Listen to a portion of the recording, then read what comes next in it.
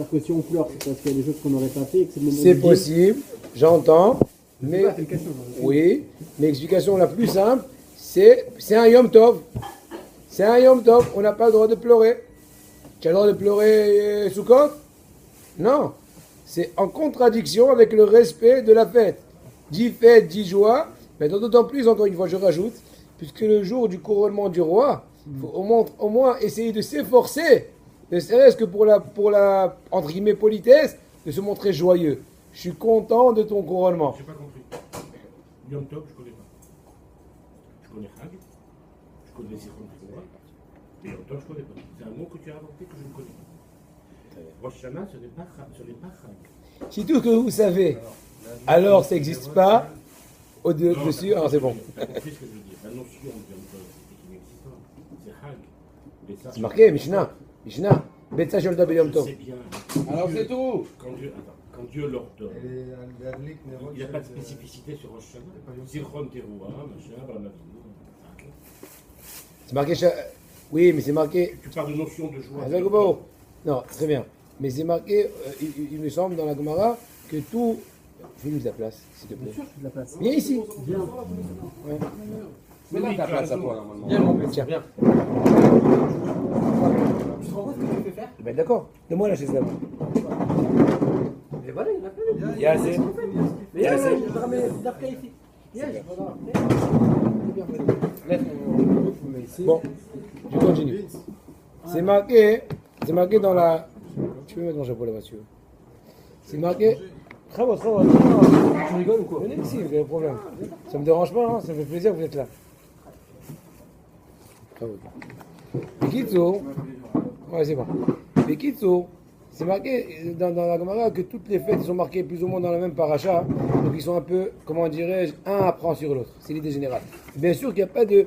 Il y a une mitzvah plus spéciale à Sukkot de Simra que Rosh Hashanah, c'est vrai, mais ça reste quelque chose de Gedusha de Yom Tov, c'est ce que je voulais dire. D'accord, donc pour la Gedusha, et pour, en tout cas, j'ai rajouté un autre élément, le kavod de l'intronisation d'Hachem, entre guillemets, il faut se montrer joyeux. Imagine-toi, on est en train d'introniser le roi et tu pleures. Dès que tu pleures peut-être par émotion, mais on peut comprendre que tu pleures parce que tu râles, ou tu n'es pas d'accord, ou tu n'es pas très content de cet événement. Ah, ça, c'est un premier point. Par contre, c'est marqué dans le Harizal, que si une personne, sans le vouloir, a explosé en pleurs, a eu un pleur, et ben, elle n'a pas besoin tout de suite de s'arrêter. Elle peut continuer à se lâcher. Pourquoi? Parce que c'est un siman qu'à ce moment-là, on est en train de juger. Et donc, ça n'est jamais ressenti cela, sans que lui-même ressente vraiment. Ça n'est jamais, c'est un truc un peu, pas un peu, c'est un truc spirituel. Et donc, c'est une signalisation que le Neshama le fait vibrer. Donc, c'est le moment de s'éveiller. Et je vous conseille, entre parenthèses, de ne pas attendre ce moment-là. Il faut dès maintenant commencer à travailler à Rabotaï. Radesh Elou, ça passe très vite. 30 jours, c'est rien du tout. C'est trop peu pour tout ce qu'on a besoin de faire. Que je vois les halakhot que je dois étudier avec vous, je ne sais même pas si on aura le temps de faire la moitié. Mais c'est pas grave, au moins on fait ce qu'on peut. Un point, vous conseillez à travailler pour des chez vous. Un point. Faire un point. Oui. On doit choisir un point de travail. Un point. Exemple, il y a plusieurs points que tu peux faire. Et les 3 premières brachot de Shemona Esrei, les lire avec un peu plus d'attention. C'est tout. Je vous disais un yesod, je disais l'année dernière, si tu te souviens Maxime, un des secrets de la réussite dans la tchouva, tchouva pour nous tous, chacun a besoin de tchouva à son niveau, à sa façon, c'est quand tu fais une résolution, prendre une résolution, voilà, la hazak. Tu te rappelles de ça? Tu fais une résolution et après tu accomplis la moitié. Je vous dis un exemple, moi j'ai fait ça l'année dernière, ça paraît rigolo, mais je vous le dis. Shnei Mikra et Atargum, je faisais pendant très longtemps avec Shnei Mikra, Targum, Rashi, Siftah Haramim, parce que j'avais une habrouta à la yeshiva qui tardait. Donc j'avais le temps de faire et après je faisais les Gemara Rachid Tasman. Targum, Unkelos. Tu t'es converti ou Voilà, Webni. Hazak. Comment tu as appris? Tu n'as pas appris Tarjum? Pourquoi je suis Témani, baba? Je sais pas Témani. Pourquoi tu dis Jomel Hasadim Tovim? Tu n'as pas appris le mot Tu Tarjum? dis Madjen Avraham? Réponds à ma question. Mais je réponds à ta question avec une réaction. Je t'ai répondu, c'est la réponse. Si tu es Témani, j'ai dit Madjen. Mes parents n'ont pas dit Madjen, ils ont dit Madjen Avraham. Donc je dis Targum. Est-ce que Témani dit Tarjum? Si tu veux que je dise Témani, ça te fait plaisir, je dis Témani. Bon, je vais essayer de dire Témani. Je reviens. Donc le Mishneh Mikra Targum. Maintenant, Ça m'a fait un peu mal que j'ai arrêté de faire un peu Rashi. Alors j'ai dit, Bezrat Hashem, je me suis dit, l'année prochaine, qui est cette année quoi, de faire Ashne Mikra et Atagum, d'accord, ça c'est sûr, mais avec Rashi, pendant jusqu'à Hanouka. C'est pas beaucoup, Hanouka. Après que ça a marché un peu plus, qu'elle fait Reshit, Shmot, et après moi, après les difficultés, pour ça. C'est pas grave, Rabotai, même si ça ne tient pas beaucoup, mais au moins ce qu'on a fait, c'est sérieux, ça prouve que tu veux. Et comme ça, évoluer petit à petit. C'est tout. Quelle note?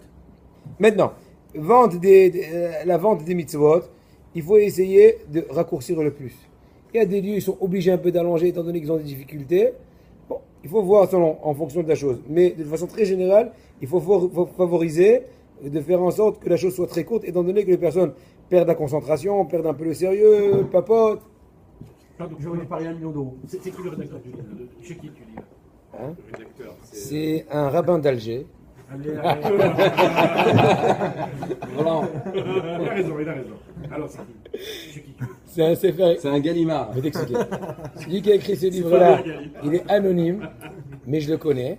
Il a écrit plusieurs svarim sur Ichot Shabbat, Ichot Shemitah, plein de svarim comme ça. La moitié du sefer, c'est un peu des Agadot, Hazal. La deuxième, c'est Halachot. Quand l'essentiel des Halachot, et surtout selon les conclusions de Rabbi Ovadia. Voilà. Maintenant, on continue. Maintenant, c'est bien, voilà. Bon, bien sûr, tout le monde connaît l'importance d'achat des mitzvot. C'est marqué dans les Sfarim HaKadoshim. Il faut essayer au moins d'acheter une aliyah autant qu'on peut, hein, pendant Yamim Noraim, pour avoir le trou de monter à la Torah. Et mis à part le fait que quand il donne une Trouma, ça peut aller aussi bien pour le Bet Knesset, à plus forte raison si c'est pour l'étude de la Torah de l'endroit en question. Yamim Noraim, Et spécial. il y a un minhag. C'est bien Rosh Hashanah plus que. Yamim Noraim. Rosh Hashanah, tu veux pas Kippour. Yamim Noraim. Yamim Noraim, ça veut dire Rosh Hashanah Kippour. Ok. Et petit Ah, je croyais que Ataïchal, c'était il y a un vendredi. minhag de plusieurs Sfaradim, je ne sais pas si c'est la majorité, quand on ouvre les portes du Echal à Rosh Hashanah, et même dans les Hagim, comme Sukkot et tout, ils disent Yud Gimel Midosh Hamim. Hashem, Hashem, Kel Rachum Vechanun, etc. Selon Rabbi Ovadia, d'après Rabbi Shmuel Vital, qui est le fils de Rabbi Chaim Vital, et Zivret Tzedek, qui est Rabbi Abdallah Somer, qui est le rab du Ben Ishai, et Rabbi Eliyahu Mani, qui était un des grands rabbinim de la ville de Hebron, etc. Shara Kavanot, c'est Rabbi Chaim Vital lui-même, selon la Torah du Harizal, ils disent qu'il vaut mieux ne pas dire Yud Gimel Midot à ce moment-là. Voilà. Donc, chacun va continuer sur son minhag, bien sûr, mais si on demande la stricte halakha, ou si tu as ouvert un nouveau minyan, ou je vais aller selon la stricte, comment dirais-je, avis de ces rabbanim-là, il ne faut pas le dire. Maintenant, le minhag, c'est que à Rosh Hashanah, il y a 5 montées dans la Torah, et ensuite le maftir, qui est en fait un 6e, entre guillemets, et si c'est Shabbat, il y a plus de Olim. Maintenant, bien que... Pourquoi c'est d'Afka 5 montées? Il y a une raison. Oui. Oui. Je ne me rappelle plus. Mais il y a une raison. Je ne me rappelle plus. On le rab. Non, si tu veux, tu peux dire. Ah, Si- non, c'est plus. Non, je te demande. Non, je te demande. En Algérie, Il te dira après, au 19e. N'écris-la pas la question. Bon, on continue, chers amis. On a le droit, selon la stricte loi, de faire... plus d'importance à Shabbat, non? On a le droit, selon la stricte loi... Chavot. On a le droit, selon la stricte loi... Pousse un peu l'écran, si tu veux. On a le droit, selon la stricte... Ouais, c'est bon. On a le droit, selon la stricte loi, de faire plusieurs montées, plus que 5, mais étant donné... Il y a une chaise ici. Viens ici. Au milieu, il mange. Mets-le ici. Il y a le truc. Vas-y, super. Selon la stricte loi, on a le droit de faire plus que 5 montées, des mosifim ça s'appelle, mais il vaut mieux raccourcir le plus possible, étant donné que ça fatigue le tzibour. Imaginez-vous qu'ils se sont levés, surtout ceux qui ont fait la tefila honnête, par exemple, le jour d'Rosh Hashanah, et la tefila qui est longue de toutes les façons en soi, mais si tu rajoutes aussi 15 000 olim, il y a un shir qui dit qu'il est Shabbat, qui est Takanat Ezra, il y a Alou Shiva. Mais il y a des lieux où ils disent il y a Alou Shivaim. Pas une histoire avec Rabbi Shimon Bar Yochai qui dit le 7 montées, ça. C'est des sphirotes peut-être. Exactement. Des sphirotes, oui. Et il dit de couper les montées comme vous avez dit. Ouais. C'est pas bon. Oui, effectivement. On essaie en général quand il y a des mosifim de prendre un dernier lit, on le lit plusieurs fois, mais il y a plusieurs minhagim.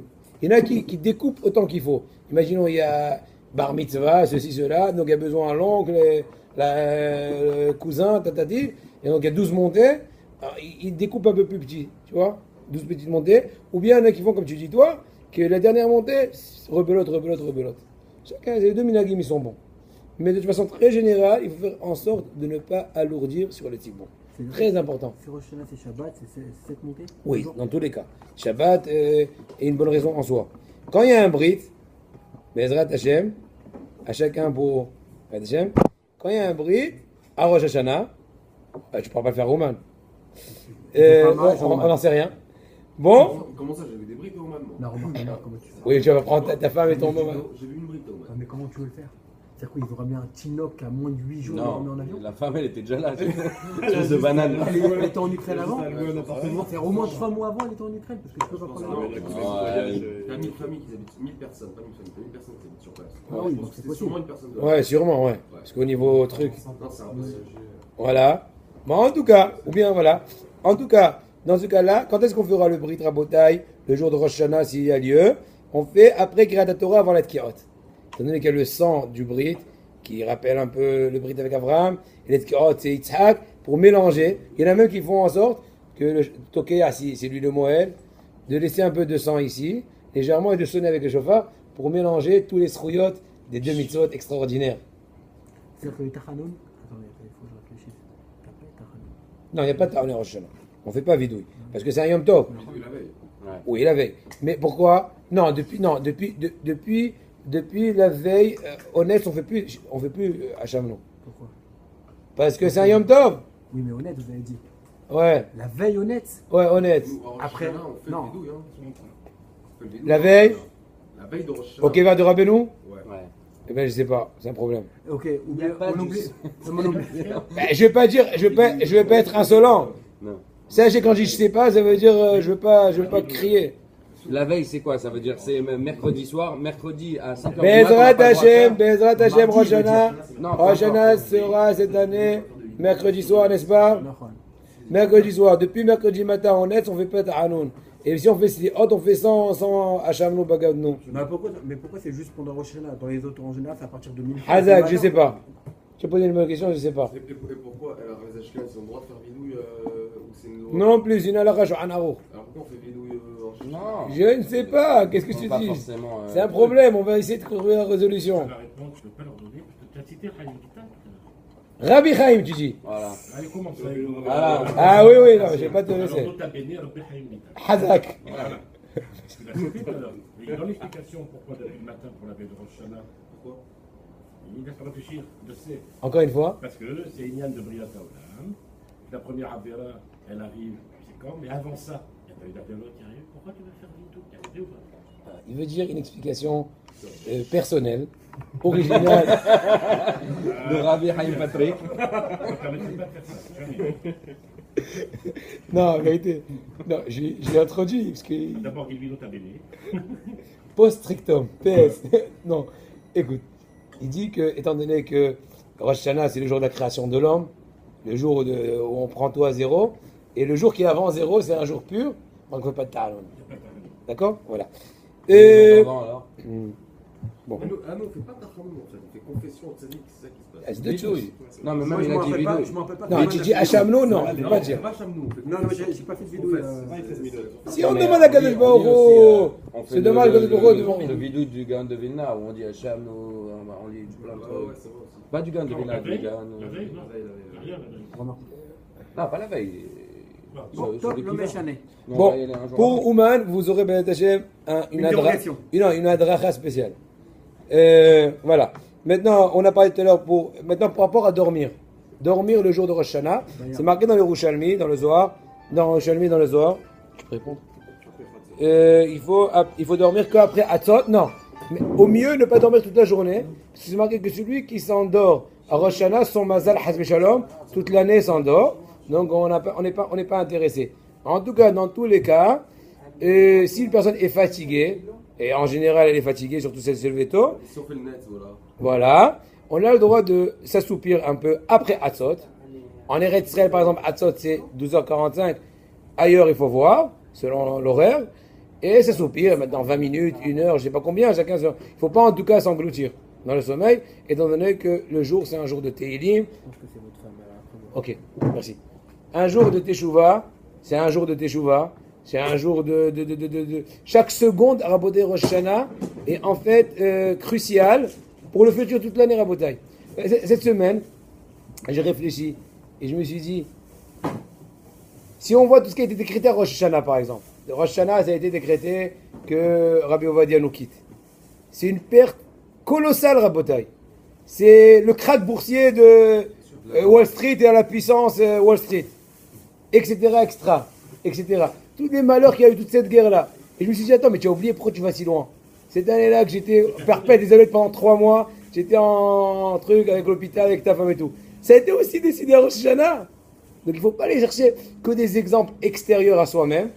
Vas-y Patrick, bravo. L'idée personnelle, quand tu dis que la mort de Maran, ou Bada Yosef, bien appelé, est en lien avec la guerre, l'idée personnelle. J'ai pas dit. Non, il a pas dit que c'est en lien avec la Tu guerre. as fait le lien. Hein. Non, t'as mal écouté. Non, j'ai très bien compris. Tu as mal compris. La perte du Je vous respecte, donc je vous écoute. Tu as fait le lien entre la mort du Rabbi, qui était marqué, et les événements qui en sont suivis de sa perte. Tu as fait le lien. Je n'ai pas Non, fait, il mais a il pas peut fait. être fait.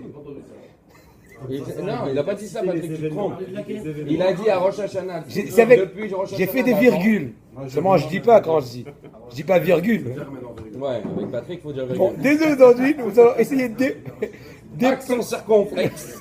Que tout a été prévu à Rosh Hashanah, quoi. Non, je n'avais pas de kavana comme ça. Mais de toutes les façons, c'est marqué quand le tzaddik. Stam, si déjà tu parles de ça, je te réponds entre parenthèses. Que le tzaddik, quand il est niftar, une des raisons pour lesquelles le tzaddik, mis à part à cause de nos fautes, etc., c'est que pour que le tzaddik, il n'ait pas de mal à voir à la mauvaise xéra qui va bientôt venir. Hachem Yishmor. Mi pene ara'an esaf tzaddik. Que le tzaddik, étant donné qu'il ne mérite pas, entre guillemets, d'avoir le mal de la tzara qui risquerait de venir Hazve Shalom, Akadosh Baruch Hu le prend à l'avance. Donc c'est pour ça que quand les tzaddikim sont niftarim, ça doit nous réveiller que va savoir qu'est-ce qui peut arriver à Hazve Shalom, espérons que de les meilleures choses. Be'ezrat Hashem. Bon, voilà, on continue. Donc l'essentiel de Rosh Hashanah, si on peut étudier, c'est le mieux. Au moins Tehillim, et dans tous les cas, ne pas s'en aller, aucune discussion, ni, comment dirais-je, réflexion, c'est pas du tout le moment. C'est le moment d'être complètement dans son sérieux. Il y en a qui font Ta'anit Adibour, Ashrei El-Kam, ceux qui font Ta'anit Adibour, mais encore une fois, quand on fait Ta'anit Adibour, hein, Ashrei Kharkam, vous avez dit ça. Ashrei El-Kam, heureux leur part. Alors là, pas. Ok. Ouais, et maintenant une personne qui peut faire Ta'anit Adibour, moi je vous dis, des fois Ta'anit Adibour, ça peut provoquer une mauvaise aspect par rapport à ton ami, humeur, fais attention. Tu pars là. Qu'est-ce que tu veux? Bon, voilà. Maintenant, Tashlir. Dans ce cas-là, on le fait le premier jour. Si c'était Shabbat, on n'aurait pas pu faire, mais puisque c'est Yom Tov, on fait. Tashlir, on peut le faire à côté d'un fleuve. Si on ne peut pas, même devant un puits, même fermé, étant donné que tous les dunes Tashlir, c'est pas une action matérielle, c'est une action spirituelle. Et quand on dit Tashlir, on fait allusion que tous nos fautes aillent dans l'espèce de mer spirituelle, que Kadosh Baruch Hu, en fait nous lave et nous rend propre de tous nos avérotes. D'où elle vient cette avara? Il y a un midrash. C'est qui a instauré ce tashlir? Et je te dis que c'est marqué, ici il ramène que le shoresh de ça c'est Yalkut Shimoni. C'est marqué que Avraham Avinu, quand il est parti sacrifier Yitzhak, alors ça lui a pris 3 jours. Le Midrash il pose la question, comment ça se fait que ça lui a pris 3 jours, étant donné que le chemin est beaucoup plus court. Et la Gemara a dit que le Satan a essayé de les empêcher afin qu'ils ne fassent pas la mitzvah de la Akedat Yitzhak, de la sacrifice de Yitzhak. Et quand... Une seconde, patience, ça va prendre 2 secondes. Et quand ils n'ont pas écouté, le Satan, le mauvais penchant, il s'est transformé comme une espèce de nahar, comme une espèce de fleuve, très grand fleuve, et donc ils n'ont pas pu le traverser. Mais ils sont rentrés jusqu'à non, ils sont quand même rentrés jusqu'au cou. Tala Avraham Avinu et enav la shamayim ve'amar. Avraham Avinu a élevé ses yeux vers les cieux et a dit: Ribon ha'olamim nigleta alay ve'amarta li ani ya'id ve'ata ya'id hoda hashmi b'kol ha'olam. Tu as demandé de moi, Kadosh Baruch Hu, de répandre ton nom dans tout le monde. et tu m'as dit même de mettre en sacrifice mon fils. Et je n'ai jamais eu aucun soupçon. Et je n'ai jamais hésité une seconde à l'application de toute ta volonté. Si maintenant mon fils Yitzhak va être, comment dirais-je, Tovéa, et Arieta et Chibra, comment je pourrais faire Kiddush Hashem de par le sacrifice? Alors il a demandé que Akadosh Baruch Hu de le sauver, et tout de suite Akadosh Baruch Hu a crié à gronder le Satan, et donc ça s'est arrêté toute cette histoire-là. Et dans le Zohar Akadosh on dit que Akedat Yitzhak, selon le Zohar, c'est pas évident, c'est qui dit Kippour, je crois. En tout cas, selon le Zohar Akadosh, Akedat Yitzhak c'était à Rosh Hashanah. Donc, non, on lit aussi bien la Akedah Rosh Hashanah, et c'est pour ça qu'on fait Tashlir à côté d'un fleuve. La tefila de Tashlir, c'est on prie de Kadosh Baruch Hu, prend tous nos fautes. Tashlir, c'est jeter au plus profond des océans. Mais maintenant, pourquoi on fait à côté d'un Nahar, spécifiquement comme tu as demandé? Réponse, c'est en souvenir de Akedah Yitzhak, qui était aussi à Rosh Hashanah, qui a été empêché un temps soit peu par les Tzerra, qui s'est transformé en Nahar. C'est bon? Ce qui est marqué là. Maintenant, par rapport au deuxième jour de Rosh Hashanah, par rapport à de la 4 Nerot, là aussi on va rallumer les Nerot et on va dire Baruch Ata Hashem la Ner Shel Yom Tov. Mais c'est même une personne qui est en voyage, même si c'est des hommes, mais maintenant célibataire, il est hayav d'allumer les Nerot, à condition qu'il a une demeure ou une chambre personnelle. Imagine-toi qu'il est ils sont dans une chambre. Plusieurs personnes, 10 dans une chambre, un va allumer pour tous. Avec bracha, il va, selon les Sfaradim, selon les Ashkenazim, il y en a qui ont le minhag que chacun va rallumer.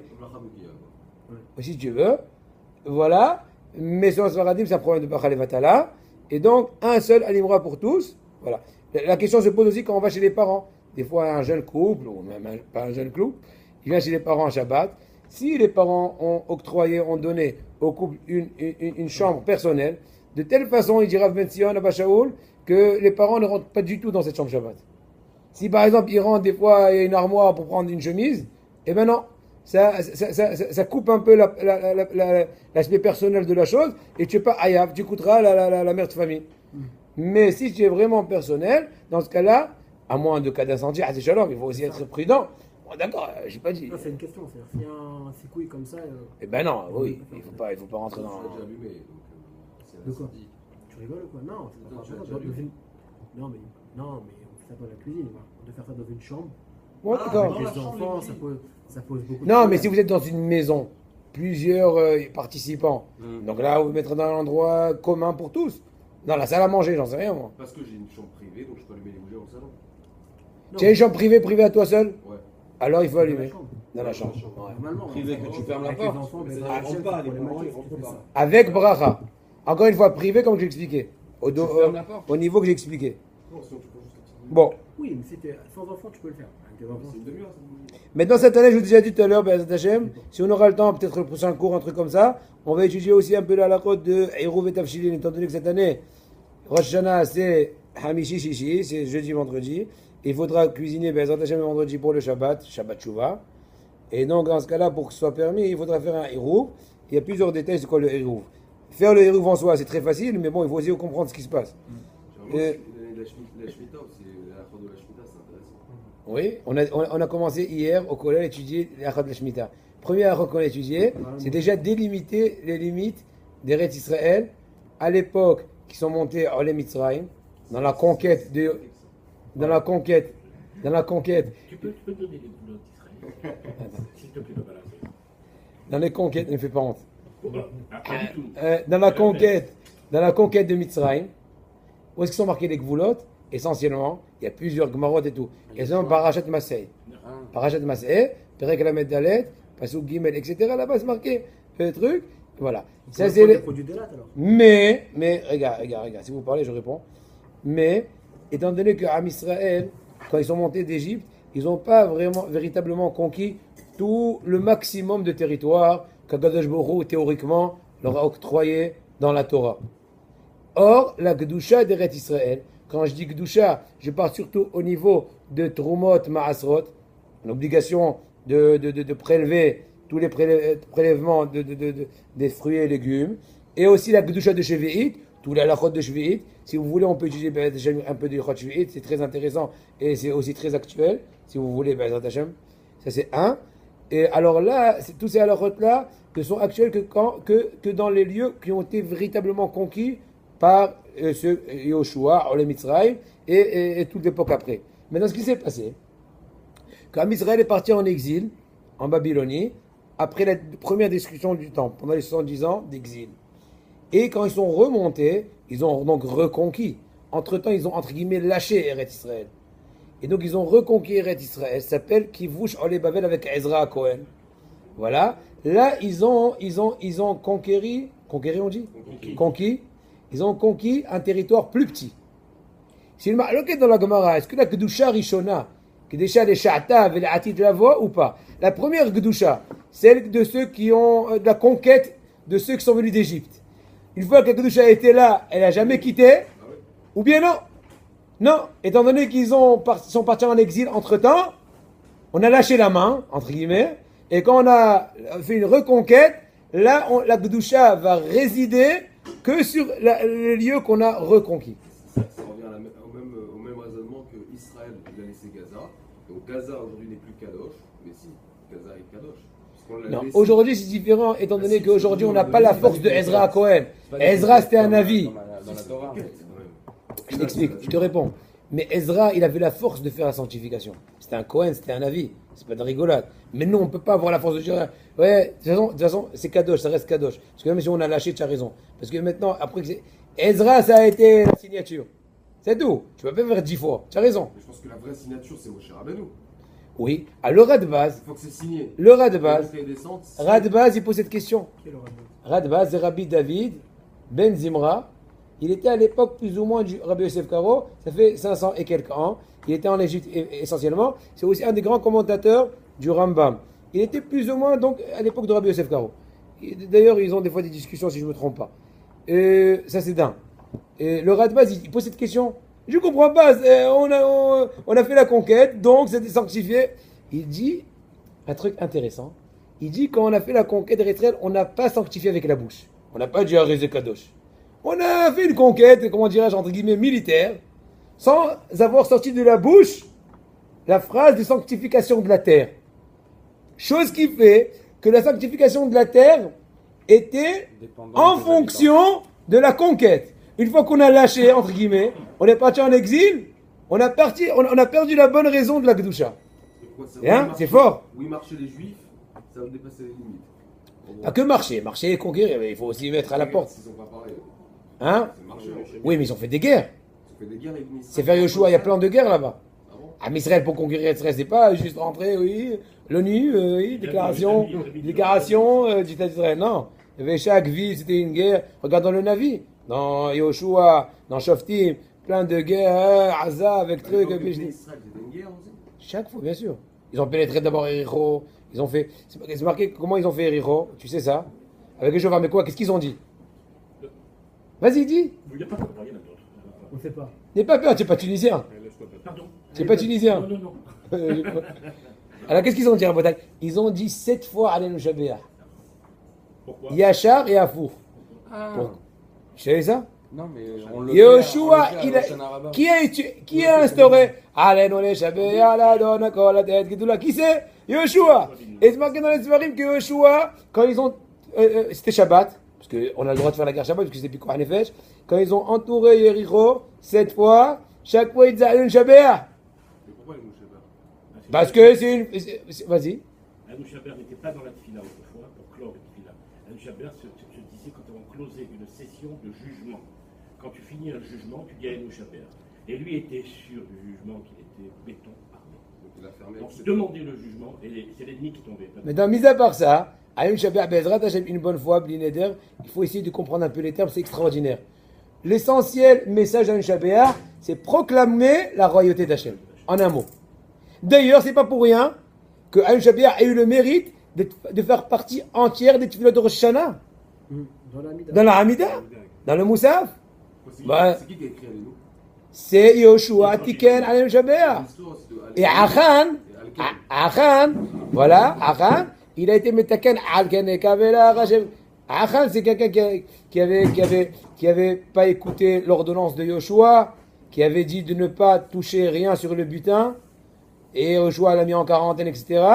Et donc quand il a fait tchouva, si je ne me trompe pas, il a été metaken, il a instauré cette louange, qui a aussi le mérite C'est vous de qui rentrer. avez dit une fois Aïn Dalet, Aïn Dalet. Hazak. Deux témoins. Kol hakavod. Ça, tu savais ça aussi. Tu savais ça. Tu savais ça, Yitzhak? Tu comprends ce qu'ils ont dit là? Aïn Shabbat, comment ça commence? Alenu Aïn. Comment c'est fini? Mitachat en ot v'yan ken. Ouais. Après comment ça commence? Alken ça commence avec Aïn. Et comment c'est fini? Hashem Elokeinu Hashem et Ad. Donc Ed. Ce sont les deux témoins du sérieux de ta tefila. Ça veut dire, est-ce que tu as dit Alenu Shabbat à la choule ou dans Tfilat Aderer? En retournant à la maison. Lorsque tu as payé les phylactères. Hazak. Bon. Tu Ça... as bien employé des gros mots en français, à peu près. Non, mais c'est des mots propres. Mais quand je dis gros mots, second degré comme ça. Bon, alors, maintenant, Tkiat Shofar, il y a une mitzvah, la mitzvah, on va dire, presque essentielle de Rosh Hashanah, c'est, mis à part tout la de la fête,